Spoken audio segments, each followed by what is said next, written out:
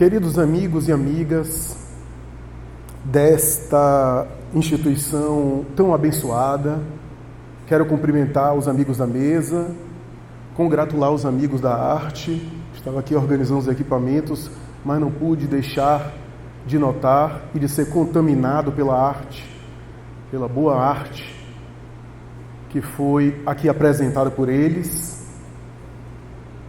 Deus seja conosco, nos guarde, nos envolva nas suas bênçãos, na sua proteção, por intermédio dos espíritos bons. Allan Kardec, em O Livro dos Espíritos, quando examina a sociedade, os problemas sociais, não apenas aqueles da sua época, mas os problemas sociais de sempre, de todas as sociedades,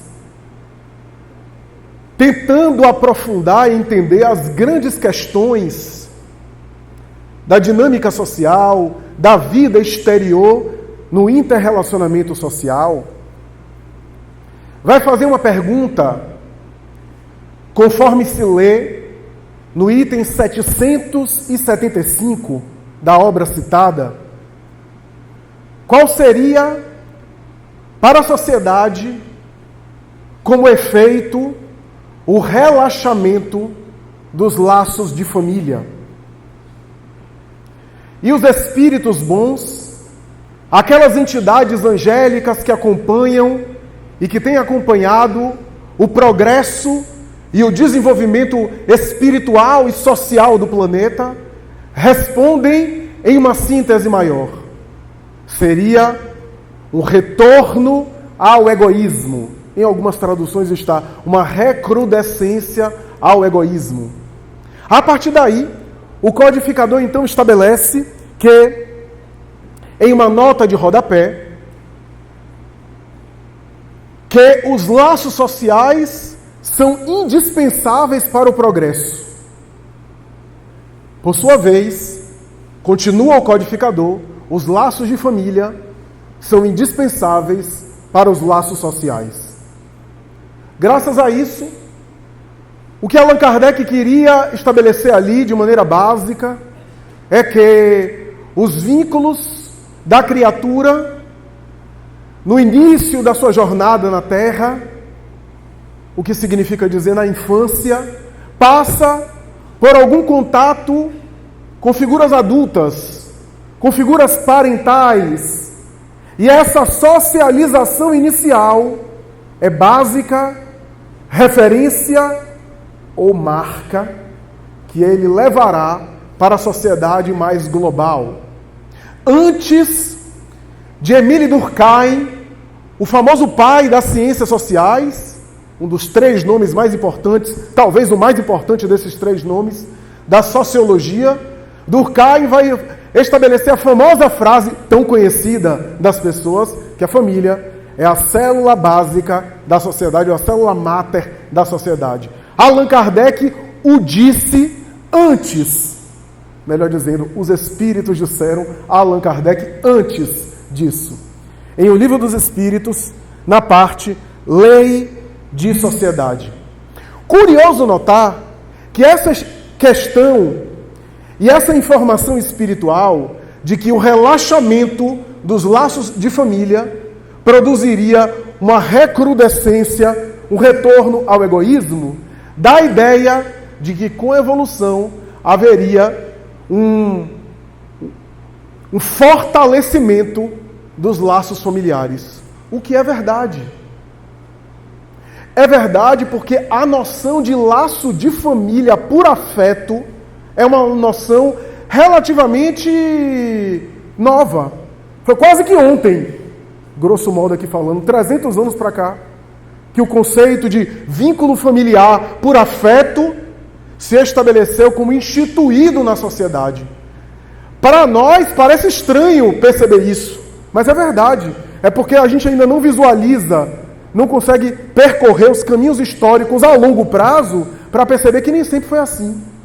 Nem sempre a noção de família foi de laço.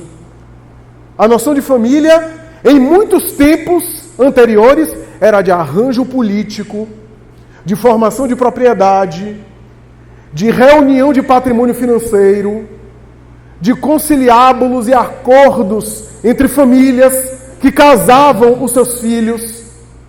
A noção de vínculo por afeto, a noção de família por afeto, a noção de filhos e vinculação com filhos por afeto, a noção de casamento por amor, tem no máximo 300 anos. Luc Ferry, o famoso filósofo francês e estudioso da cultura, grande intelectual dos tempos atuais, em uma das suas obras, aliás, muitas obras ele fala sobre isso, mas a obra que eu mais me lembro sobre esse assunto é a obra Família, Amo Vocês. Nessa obra, entre outras, Luc Ferry vai dizer que se a gente for recuar não muito tempo, século XVI, XVII, a gente vai ver pessoas que eram os máximos daquela sociedade, os ícones, o que tinha de mais avançado, fazendo coisas que hoje a gente teria horror. Jean-Jacques Rousseau, esse nome e esse ícone da sua época, um dos mais notáveis intelectuais do seu tempo, um dos homens mais sensíveis da sua época, esse homem que tanto contribuiu para a educação de criança, que tanto formulou conceitos pedagógicos e noção da criança, não como um adulto em miniatura, mas como um ser em formação. Jean-Jacques Rousseau, para quem não sabe, pegou 5 filhos e abandonou em orfanatos. Porque era cultural da época. As mulheres morriam muito de parto, morriam de infecção puerperal, deixavam os filhos, as famílias se desarranjavam, os homens muitas vezes não cuidavam dos filhos, seja porque não tinham como cuidar, seja porque não queriam cuidar.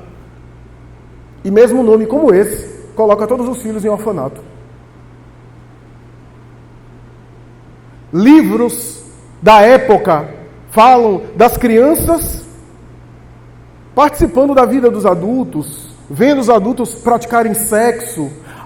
Há um manual de desenvolvimento infantil, de Arrière, que fala de crianças dormindo com os próprios pais e sendo esmagadas durante a noite pelo movimento dos corpos ao longo do sono, e aquilo era naturalizado. Aquilo não era considerado como alguma coisa assim tão estapafúrdia.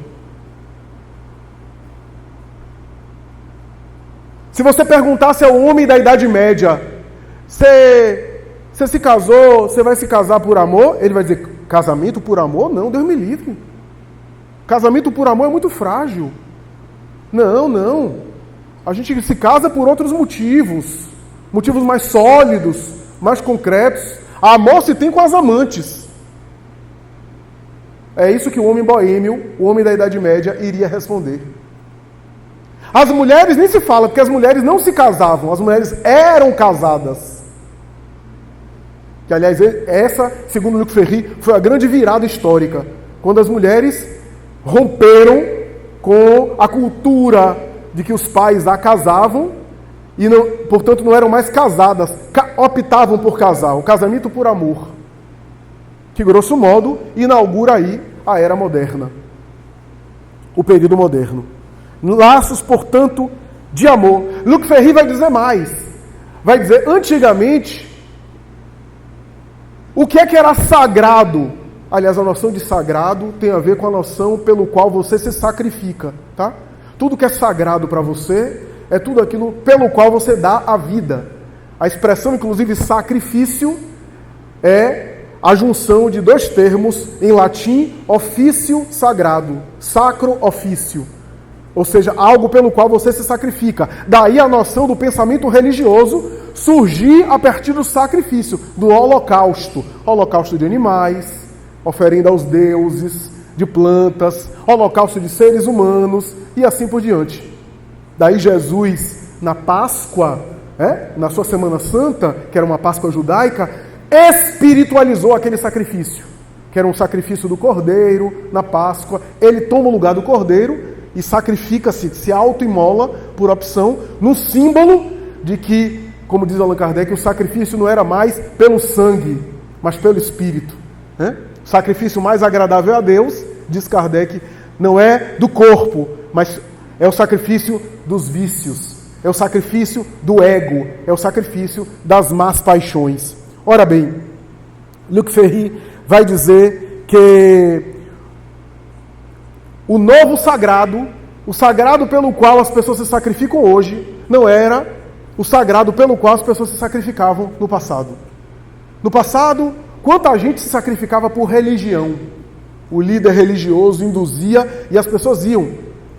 Hoje, se você perguntar, por mais fanática que seja a maioria das pessoas, se você vai se sacrificar pelo seu padre da igreja, pelo seu pastor evangélico, ou pelo médium espírita Y ou X, duvido que a gente vai encontrar muita gente que vai dar a sua vida por algum religioso.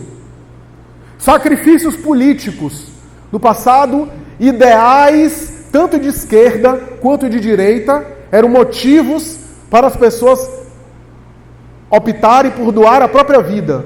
Os sacrifícios de esquerda, progressistas, em nome de uma causa social, de uma justiça social, de uma ruptura das instituições então estabelecidas. O sacrifício de direita em nome da pátria, da nação, dos valores tradicionais, dos valores que deram certo ao longo das épocas. Então, essa luta entre os pensamentos e as ideologias conservadoras e progressistas, quanta gente deu a vida. Hoje, se você perguntar a alguém se ele dá a vida por algum político por aí, é raro a gente encontrar alguém que vai dar. Talvez um ou outro. Ora, mas se você perguntar a alguém hoje pelo que você daria a sua vida, provavelmente a maioria das pessoas vai citar alguém. Vai citar o nome de alguém. Vai falar de algum laço. Isso, para Luc Ferry, é uma coisa moderna. É o resultado, diz ele, do fortalecimento dos laços familiares ao longo das épocas. E aqui para nós, Luc Ferry não leu Allan Kardec. Talvez ele nem conheça Allan Kardec. Ele diz, os laços de família têm se fortalecido. O sagrado hoje, que ele chama o sagrado humano da modernidade, ou melhor, da pós-modernidade, é alguém, é um vínculo, é uma pessoa. Ele vai dizer, esse é o maior sintoma de que os laços familiares só têm fortalecido, só têm se tornado mais fortes ao longo das épocas. Família, expressão que é até problemática, porque o termo família vem do termo latino famulus, que na sua origem significa escravo doméstico, porque na Roma antiga, famulus eram os escravos que eram conquistados e eram incluídos em torno de uma família, em torno da figura patriarcal de um chefe, normalmente um patrício romano. É assim que as famílias romanas não eram apenas as biológicas, mas aquelas que eram agregadas pelos escravos, inclusive os pedagogos, os professores que me perdoem, mas pedagogo na Roma antiga eram os escravos intelectualmente esclarecidos que eram incluídos nas famílias dos patrícios para ensinar os filhos do patriciado. Ensinar o quê? Cultura grega. Ensinar o quê? Os grandes literatos da época, como Ésquilo, Eurípides, Homero, fala sobre a Ilíada, sobre a Odisseia, sobre a tragédia grega, sobre a mitologia, os mitos gregos. Esses escravos, intelectualmente esclarecidos, eram os pedagogos do patriciado. Assim é que, ao longo dos tempos, em cada época, as famílias tiveram uma concepção, uma percepção, uma noção de família, seja em Atenas, cujas famílias eram preparadas para as guerras, os filhos, já que as mulheres, o conceito em Atenas é que as mulheres só eram para ter filhos. Esparta e Atenas preparavam seus filhos para a guerra, Esparta mais. Atenas ainda tinha algum tipo de bifurcação ali para a arte, para os trabalhos artesanais e assim por diante. Will Durant, o historiador americano, vai dizer em cada época um conceito de família. Mas a verdade é e ele diz isso na conclusão dos 40 volumes que ele estabeleceu com a sua esposa Durand sobre a história da civilização, é que toda vez que a sociedade desconsiderou a família, negligenciou a família, aquela sociedade não resistiu. Foi assim em Roma, foi assim na Grécia Antiga, foi assim na Idade Média, quando os métodos catequéticos, o império do dogma e a influência da religião penetrou as famílias a ponto de provocar métodos perturbadores. A primeira filha ia para um convento, o primeiro filho para um sacerdócio. Havia um slogan na Idade Média que dizia: quando o sangue sai, o conhecimento entra. Os métodos perturbadores de repetição de textos religiosos, de repetição de fórmulas, de práticas e de orações, e a violência na educação fez com que aquela mentalidade de família fosse profundamente perturbadora. E embora mais tarde a reforma protestante tentasse diluir isso com Lutero e com seus discípulos, caiu nos mesmos erros mais tarde, dogmáticos, fanáticos, perturbadores, em que pese, diz Max Weber, o famoso teórico social das ciências sociais, a respeito das famílias, ele diz que a reforma protestante vai produzir uma nova estrutura social, porque segundo Max Weber, na obra A Ética Protestante e o Espírito do Capitalismo, vai ser, a partir da reforma protestante, do movimento protestante, é que funda-se o futuro capitalismo, porque graças a uma ideia que é atribuída a Calvino, o trabalho dignifica o homem. Essa ideia, que é um pensamento que é muito associado a Calvino, mas não se pode confirmar. O trabalho dignifica o homem. Deu origem à chamada classe trabalhadora, à chamada classe que produzia, e vai dar início ao declínio da nobreza, dos nobres e religiosos que não trabalhavam, da burguesia, dos operadores, daqueles que estavam à frente dos chamados meios de produção, e claro, vamos entrar para o capitalismo que, segundo Max Weber, teria como princípio fundamental a concentração de renda nas famílias. Como diz um amigo meu, quer ver o maior símbolo do capitalismo? Uma mãe de família. Ela quer alimentar os seus filhos. Símbolo de concentração de renda. E aqui eu não estou fazendo nenhum juízo moral, não estou dizendo que é bom nem ruim, só estou retratando a realidade. A verdade é que essa evolução e essas transformações passam ao longo dos tempos se modificando. Nós temos, por exemplo, mais tarde, século XVII e XVIII, Revolução Francesa, Iluminismo, pensamento racional, liberdades democráticas, o direito de ir e vir, o direito de se expressar, a liberdade de expressão. E a gente tem uma outra época, uma outra mentalidade, quando nós temos a ideia de que a família é estabelecida a partir do casamento laico e não mais o casamento religioso. É o casamento sob o amparo das leis. E assim, todas as leis e o campo, o universo jurídico em função da família para preservação da herança, do patrimônio, de uma série de coisas associada ali à família para dar uma certa dignidade ao núcleo familiar. A Revolução Industrial produziu um outro impacto na família. A partir das grandes indústrias no final do XIX e no começo do século XX, nós estaremos ali em torno da figura dos chefes de família. A família agora é a biológica e os papéis fixos. O homem que trabalha, o homem que vai para fora do lar, o homem que está sempre em torno das grandes indústrias e a mulher que cuida das coisas de casa e que tem um papel, inclusive, extensivo. Ela não apenas cuida dos filhos, mas cuida dos seus pais idosos, dos seus sogros, que também moram com ela, porque essa é a família um pouco mais extensa. Mais tarde, isso vai produzir um segundo impacto, por volta da década de 50 em diante, pós-Segunda Guerra Mundial, quando muitos sobrenomes desapareceram e quando houve a emancipação da mulher. A mulher teve que sair para trabalhar, seja na Europa, destruída pela Segunda Guerra, seja em outros países que seguiram um pouco essa ideia. A mulher também tem necessidade, claro, de se realizar profissionalmente, de se realizar intelectualmente, e houve, portanto, impacto. Nesse mesmo tempo surgem as instituições para dar conta das crianças, escola em tempo integral, creche, instituições para idosos, e a família passa a ser ali mais a família nuclear, os pais, os filhos, e as instituições que ajudam a família mais extensa.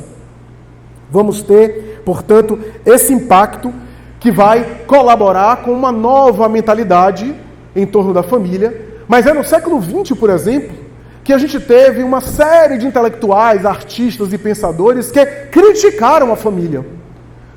Ficou moda, sobretudo na década de 60 e 70, no movimento de contracultura, a ideia de que a família era uma instituição ultrapassada. Filósofos, ideólogos, alguns muito famosos, como Herbert Marcuse, entre outros, diziam que a família era uma instituição obsoleta. Marcuse chegava a dizer que na família só tem repressão e neurose. Pode até ser que ele tenha razão em certo nível, mas só tem repressão e neurose, que era necessário romper com isso. Mas romper com isso para onde? As experiências hippies, as experiências de contracultura, de criar, conforme um famoso poeta popular brasileiro e baiano, uma sociedade alternativa, redundou nos mesmos erros que eles criticaram. Aliás, um grande psicanalista e psicólogo colega nosso, da nossa área, Contardo Caligares, já falecido, ele fez uma experiência em uma comunidade hippie na década de 70 aqui no Brasil, e ele que era tão empolgado com essa mentalidade, porque ele foi um jovem da contracultura, ele era tão empolgado com essa ideia de que a família era só repressão, era só neurose, era só conflito, que quando ele foi ver aquelas crianças que eram cuidadas pelas comunidades hippies, tinham os mesmos conflitos, os mesmos problemas, aliás, alguns até piores, por causa da falta de referência de figuras fixas parentais. E ele ficou um pouco decepcionado com o resultado.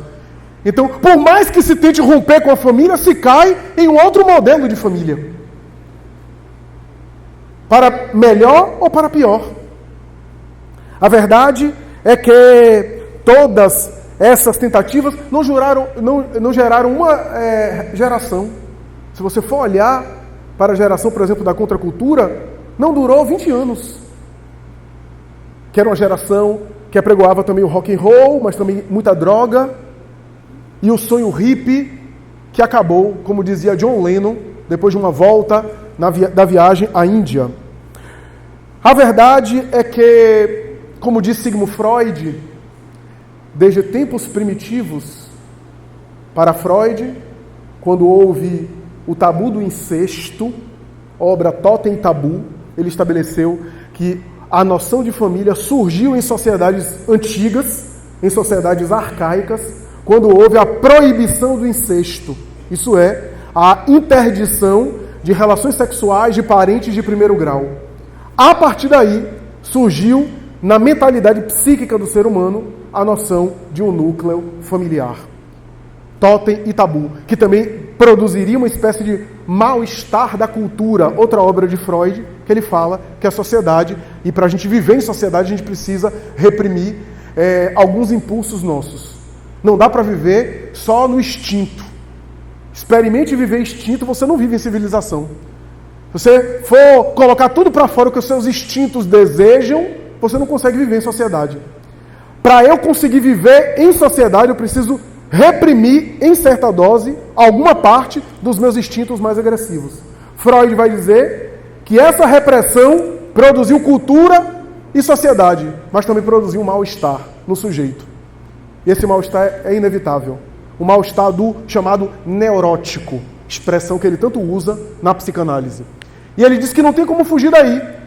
Ou a gente libera os instintos e aí surge a guerra, surgem os conflitos, ou a gente reduz os instintos para viver em sociedade. E, de fato, a gente só produz cultura se a gente suspende um pouco o nosso desejo de prazer. Duvida? Olhe para o seu filho estudando, como ele acha aquilo um saco. Ficar ali estudando, sentado na cadeira. Ou então, é aquela expressão antiga, né? Fulano e fulana tiveram 10 filhos. Não tinha televisão, não? Olha a ideia de que a televisão reprime os instintos mais primitivos. Cultura, estudo, reprime certa dose dos instintos mais primários. E assim por diante. Mas a verdade é que o Espiritismo vai dizer que aquilo que Freud achava que era mal-estar, para a doutrina espírita, o mal-estar que a gente vive é o processo de aprimoramento espiritual no qual a gente está. Para o qual a gente é chamado. É o mundo animal, a natureza animal, cedendo espaço à natureza espiritual. E convenhamos, evoluir não é fácil. Progredir não é fácil. A gente fala tanto em amor, mas eu vou contar um negócio para vocês. Amor mesmo, o amor do Evangelho, dói. Porque o amor que não dói é o amor romântico que não se concretiza. Já notaram que as histórias de amor romântico nunca acabam? Romeu e Julieta, é lindo! Os dois se suicidam. Abelardo e Heloísa. Um foi para o convento, outro ficou violentado, com ciúme de um tio. Dante Alighieri e Beatriz. Os dois foram proibidos de se ver e Dante Alighieri, amargurado, escreveu a Divina Comédia. Filme Casablanca, que lindo! Os dois não ficam juntos. E o vento levou Scarlett O'Hara. As maiores histórias de amor, os dois não ficam juntos. Porque vocês já imaginaram, Romeu e Julieta juntos, 30 anos de casado, ele reclamando do cartão de crédito, ela dizendo que ele só fica em casa bebendo cerveja. Acabou aquele encanto. E outra coisa, quando acaba bem, acaba assim, e foram felizes para sempre. Não, agora começou o final. É agora que começa a história. E foram felizes para sempre. Por quê? Porque o amor romântico só sobrevive na idealização. E só consegue se manter na idealização com uma certa distância. Na proximidade, essa idealização desaparece. Porque a idealização, na verdade, é uma projeção narcísica nossa. No fundo, eu coloco no outro características que eu acho o máximo, porque ser amado por aquele conjunto de características que eu acho o máximo é o maior gozo narcísico que alguém pode sentir. Por isso o apaixonamento. No fundo, eu estou apaixonado por mim mesmo. Por aquelas virtudes que eu acho o máximo, que eu admiro, que eu coloco no outro, e imaginar que aquele outro cheio dessas virtudes me ama, é um negócio fantástico. Decepcionei muita gente, né? Quem tem 18 anos para baixo deve estar desiludido agora. Já o amor do Evangelho é um amor que dói. Das pequenas coisas às maiores. Porque dividir dói. Abrir mão dá trabalho. Ah, que besteira, não é nada.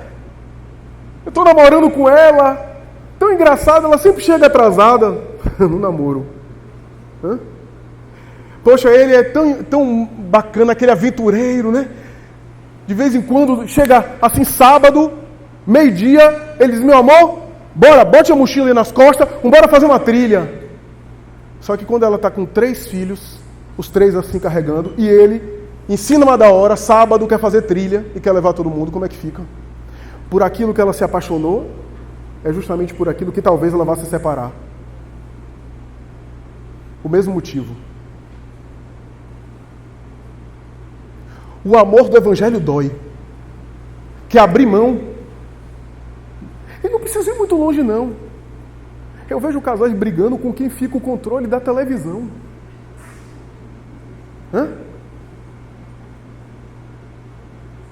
Eu fico no lado esquerdo da cama ou no lado direito? O ar-condicionado é 20 ou 25?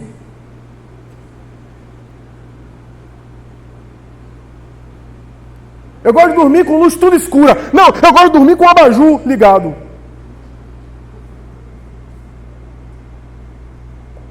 Ah, eu gosto de dormir com uma música suave. Não, eu não gosto de dormir com música nenhuma, com som nenhum. Eu quero silêncio. Como é que resolve essas coisas? E eu estou falando de diferenças banais. Um amigo meu que já casou 3 vezes, heróico, ele está no 4º casamento, ele me disse o seguinte: dessa vez eu acerto, Flávio. Eu disse, por quê? Porque a casa que a gente vai morar, até o banheiro, tem o banheiro dela e o banheiro meu. Porque tem coisas que é melhor a gente ficar na distância, para o romantismo continuar. Porque só de a gente levantar e ficar escovando o dente, ver ela escovando o dente, aquilo para mim já começa a complicar o relacionamento. E olha que ele falou escovando o dente, porque tem outras coisas, enfim, melhor não comentar.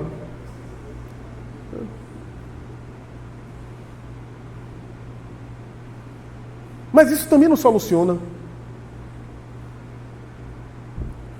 Como diz um amigo meu, né? Se casou no primeiro ano de casamento, o guarda-roupa era 50% ou 50%. No 5º ano, 10% era dele, 90% era dela. 10 anos de casamento, a roupa dele ficava atrás da porta do banheiro. Então, ceder, abrir mão, compreender, tolerar, é o amor do Evangelho. Dói. Não é fácil. Dói por quê? Por causa do nosso ego. O nosso ego se ressente. O Espiritismo vem dizer que família não é um grupo genético produzido pelo acaso do espermatozoide com óvulo que formou aquela genealogia hereditária, mas é um grupo de espíritos. Que não foi o resultado do acaso. Vínculos que se estabeleceram. Nós não temos a família que merecemos, porque se merecesse, merecia algo pior. Nós temos a família de que necessitamos para evoluir. O Emmanuel diz, a família é o centro essencial dos vossos reflexos. Trocando em miúdos. Você quer saber como é que você foi no passado? Não faça regressão de memória no passado, não. Olhe sua família, é você ali. É a síntese do que você foi e do que você é. Ah, não, caí aqui por acaso. Você está de brincadeira, né? Você está de brincadeira. Kardec vai dizer, no capítulo 14 do Evangelho segundo o Espiritismo, a maioria das famílias se reúnem frequentemente no mundo espiritual antes de se corporificar. Espíritos simpáticos que se aproximam. Quando Kardec fala espíritos simpáticos, não quer dizer que todo mundo gosta do outro não, tá? 2 espíritos podem se odiar e serem simpáticos. São simpáticos no ódio. Espíritos simpáticos se reúnem pelas leis da vibração, da afinidade. E reencarnam juntos. Mas algumas vezes pode um espírito diferente daquele grupo reencarnar naquela família. Que pode ser um espírito muito diferente, no sentido de inferior, que destoa, ou um espírito muito amadurecido para aquele grupo familiar. Pode ser uma coisa ou outra. O Emmanuel vai dizer, num livro chamado Ideal Espírita, capítulo Em Casa, ele vai dizer, às vezes a esposa rebelde, ciumenta, possessiva, manipuladora, é aquela mesma esposa que você teve no passado, que você abandonou no altar e trocou por outra, e ela morreu angustiada. O marido bêbado, viciado, é aquele mesmo que bebeu até morrer no passado, porque você trocou por outro.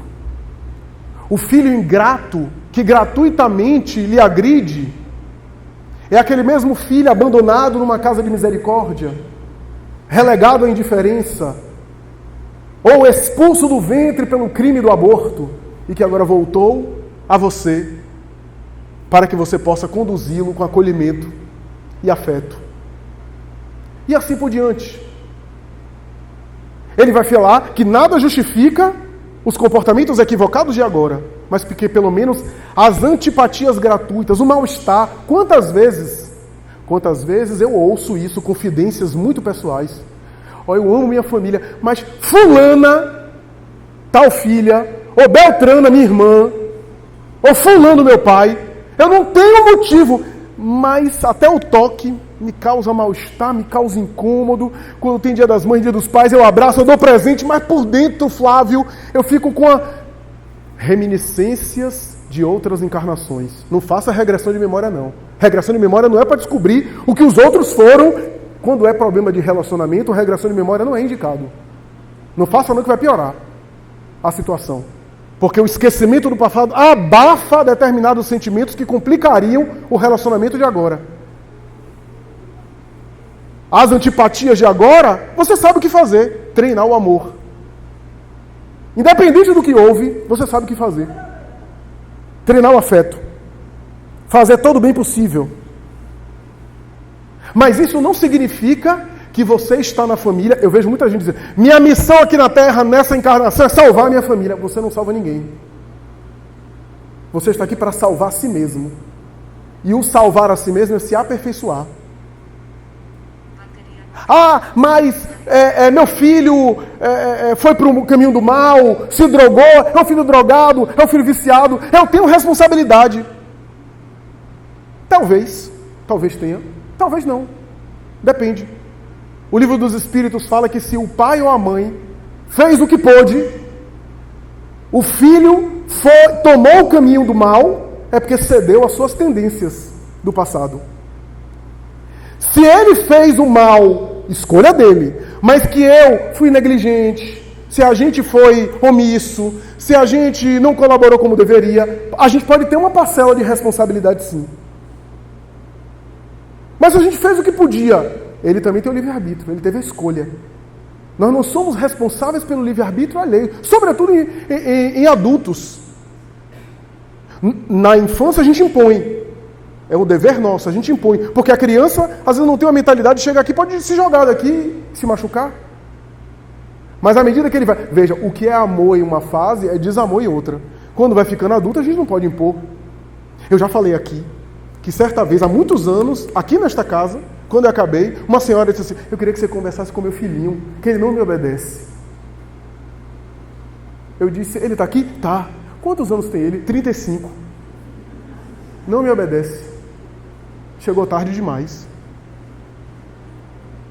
É adulto, tem que conversar, expor e deixar ele escolher a vida dele. A nossa tarefa não é essa. E você não vai ser responsável pelas escolhas do outro, a não ser que você tenha colaborado, sendo omisso, ou omissa. Não... Aí sim, a gente vê no mundo espiritual, espíritos maternos dizendo, eu mimei tanto ele, que ele foi para o caminho do mal, ele se transviou por causa dos excessos de mimo. Aí sim, às vezes a mãe pede para reencarnar de volta com ele. Mas às vezes a mãe orientou, direcionou, e aquele espírito, apesar disso, escolheu outro caminho.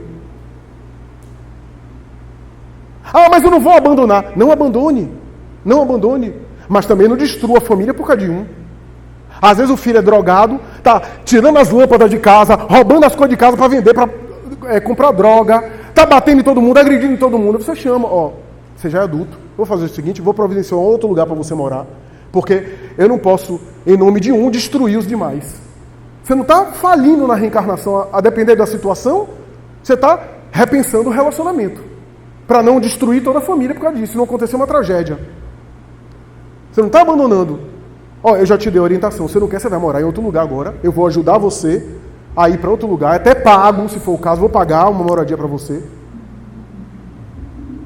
Mas para evitar também a destruição do núcleo familiar seu, que você não está sabendo respeitar. A depender das situações, a gente tem que repensar o relacionamento. Sem abandonar. Não é necessariamente abandonar.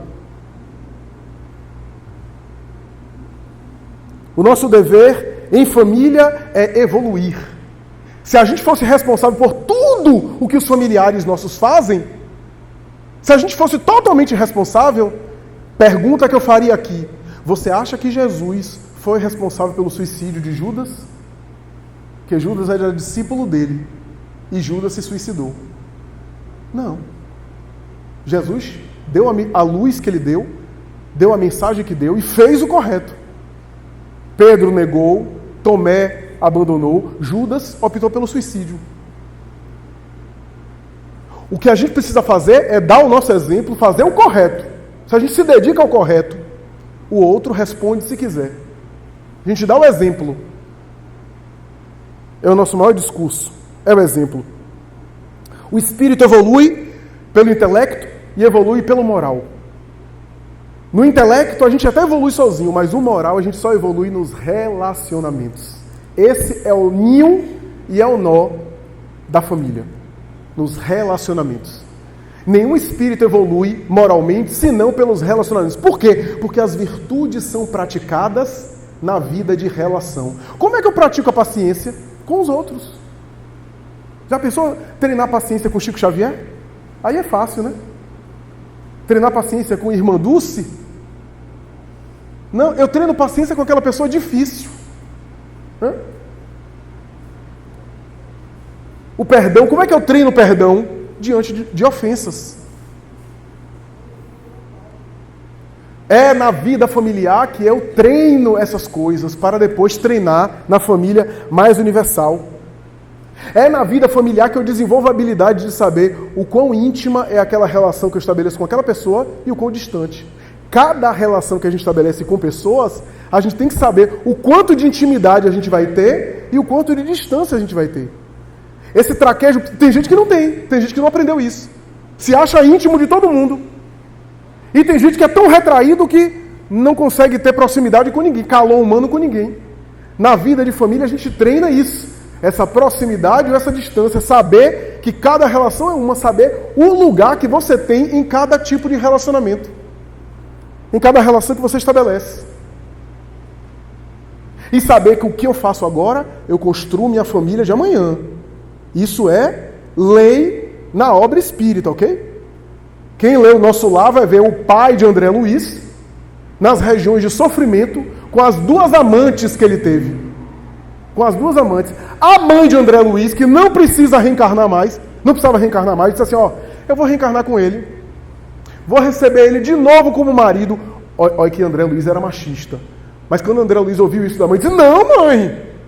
Reencarnar de novo e ser marido de novo de meu pai? Não. Vou reencarnar de novo. Vou receber ele como marido novamente. E as duas amantes dele, a gente vai receber como filhas. Ela nem falava mãe, ia falar, essas duas nossas irmãs, olha só, a nobreza da mulher. Aí eu vejo o povo dizendo assim, coitada da mãe de André. Não, coitado dele. Porque veja, as duas amantes brigando com ele no além. Esse homem vai reencarnar, vai receber essas duas meninas como filha. Essas meninas vão deixar ele de cabelo branco cedo.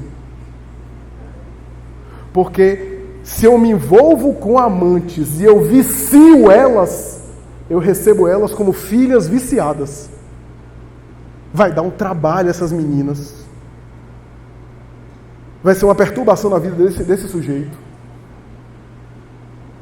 Porque aquilo que eu deseduco, eu educo depois. Olha como a lei da reencarnação é. Eu contraio dívida no atacado e vou pagando as prestações. Então eu mato alguém no atacado. Recebo esse alguém como filho. Tirei a vida, dou a vida. E agora eu vou educando, vou morrendo com a mensalidade da escola, atendimento médico, comprando remédio, né? Quando acabar essa existência, mesmo quando a gente recue e veja que a gente foi inimigo no passado, na mais recente a gente foi mãe e filho, ou pai e filho. A lei da reencarnação. Mas a nossa noção de família é tão perturbada que eu vejo pessoas dizendo assim, quando alguém passa e não cumprimenta, dormiu comigo, foi... Quer dizer, já está embutida a ideia de que um casal que dorme junto não se fala direito, não se cumprimenta bem, não se trata bem. Aliás, a expressão conjugal é jugo compartilhado. Olha só, já está dizendo que o negócio é uma tragédia. Relacionamento conjugal, um fardo compartilhado. Ah, Flávio, mas a rotina acaba os relacionamentos. Será que é rotina? Você almoçou hoje? Almoçou ontem? Pretende almoçar amanhã? Não cansa de almoçar, não? Será que é rotina? Ou será que é outra coisa? O que é que a gente faz da rotina? Então, meus amigos, para caminhar para a conclusão, A gente precisa compreender dentro do Espiritismo que, primeiro, a família é um convite a uma convivência, e a convivência é sempre treino. Treino para sermos melhores. E por isso não é fácil.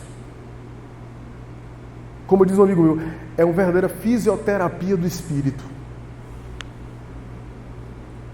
E depois, que na família a gente tem verdadeiros desafios reencarnatórios. Uma amiga minha, que tinha muita dificuldade com uma filha, ela me disse aos prantos, eu não sei mais o que eu faço. Eu encaminhei ela a um colega meu, e ela começou a fazer psicoterapia, um colega meu que atende, porque eu a conheço ela de muito tempo. E ela me disse mais tarde que conseguiu se fortalecer, conseguiu olhar a filha de outra forma, mas era uma dificuldade. A menina saía correndo, abraçava ela, e ela tinha uma dificuldade, tinha um desejo de repelir a menina. Até que um dia, a menina estava sendo carinhosa com ela e ela só resistindo, a menina disse assim: mamãe, você não me ama, né? Ela parou e começou a chorar. Diz: minha filha, não, eu não amo você como você merece ser amada, mas acredite, a mamãe está tentando, está se esforçando. E um dia, em sessão mediúnica, eu estava presente, só eu sabia e ela sabia, porque ela só tinha confidenciado a mim, o médium, entrando em transe, o benfeitor espiritual disse assim: minha filha, sabe o que aconteceu na tragédia que você vive, no drama familiar que você vive? A sua filha de hoje, uma inimiga do passado, vocês vinham reencarnando há mais de 5 séculos, uma fazendo mal à outra, só que ela decidiu no além, nesta encarnação, perdoar você. E é por isso que o perdão dela se manifesta nesse amor por você. Só que você inconscientemente resiste a essa reconciliação, disse o benfeitor espiritual. Então a família é esse desafio. Não basta botar nome de espírito famoso em filho. Espírito adora isso, eu mesmo coloquei no meu. E normalmente a gente se dá mal. Eu conheci uma família que tinha 5 filhos, cada um era nome de espírito famoso. Allan Kardec, Bezerra de Menezes, Sheila. E era ótimo, porque às vezes a gente via Allan Kardec dando murro no Bezerra de Menezes, Bezerra de Menezes puxando o cabelo da Joana de Ângeles. Era uma maravilha.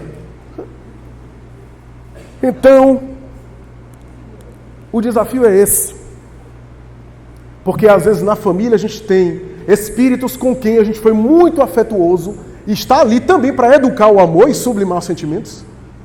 E espíritos que a gente teve muita dificuldade para se reconciliar. Só para concluir, nunca me esqueço, o Divaldo contou isso, eu estava presente, e mais tarde isso foi colocado no livro O Peregrino do Senhor, de Altiva Ferreira Noronha. Eu não sei nem se essa obra consegue ser encontrada mais. Era uma biografia antiga dele. O Peregrino do Senhor, Altiva Ferreira Noronha, uma militante espírita de Minas Gerais, já desencarnada, que conta que o Divaldo recebeu na Mansão do Caminho uma senhora de uma condição muito boa, né, de uma classe social, de uma condição muito boa, de proeminência aqui de Salvador, e atormentada. E ela disse que a filha de 6 anos tinha tanto relacionamento com o pai, um relacionamento tão íntimo, tão forte, que ela ficava enciumada. Ela corria, abraçava o pai e ela sempre ficava enciumada, incomodada com aquilo. E um dia, banhando a menina, ela começou a olhar e começou a dar vazão àquele sentimento de repulsa que tinha pela filha. Até que a menina disse assim: por que a senhora não gosta de mim? Veja o drama de outra encarnação. Ela tomou um susto, pegou a menina e disse: não gosto mesmo, e começou a afogar. Quando a menina já estava para perder os sinais vitais, se batendo, ela teve alguma coisa, tirou, a menina saiu e disse: quando meu pai chegar, meu pai vai saber, a senhora quis me matar. Quando o pai chegou, ela foi ao pai e disse, o pai pediu a separação e estava requerendo judicialmente a guarda da menina. A mulher disse: eu não sei o que fazer, porque aqui falando com o Senhor, eu amo minha filha, mas perto dela, eu tenho um verdadeiro asco, uma repulsa. Parece que ela é minha inimiga. Eu tenho medo que ela tome de mim meu marido. Divaldo disse que não sabia o que dizer. Disse, pela primeira vez eu não sabia o que falar, porque era toda uma família que podia cair com um conselho meu. Nesse momento, Bezerra de Menezes se aproximou, apareceu e disse assim: meu filho, deixa eu te contar uma coisa, não diga isso para ela, mas deixa eu te contar uma coisa.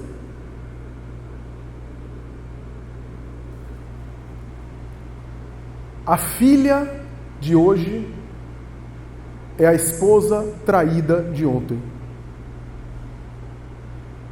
E a esposa de hoje foi a amante do passado.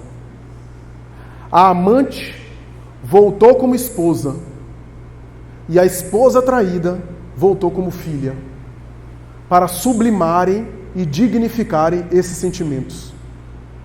Diga a ela, primeiro, que ela não deve se preocupar em perder o marido, porque pessoas a gente não perde, porque pessoas a gente não tem. Apego às coisas e amor às pessoas. Depois, diga a ela para conversar com a menina enquanto a menina estiver dormindo. Porque o espírito, os psicólogos dizem o inconsciente, né? O espírito ouve e vai registrar. E diga a ela, ame profundamente. Que ela vai bloquear a lembrança desse episódio e vai superar esse trauma. E de fato, ela fez isso. Eles começaram a frequentar o centro. E de fato, conversou. A menina sonhava com a mãe, pegando ela e voando com a mãe.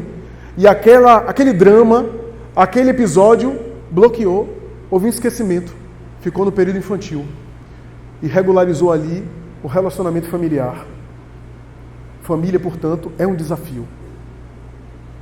Desafio que tem a ver conosco mesmo. Não para salvar os outros, mas para sermos melhores. Ninguém vai salvar o outrem, como eu já disse, mas aproveitar a experiência de relacionamentos para sermos um pouco melhores. Muito obrigado, muita paz.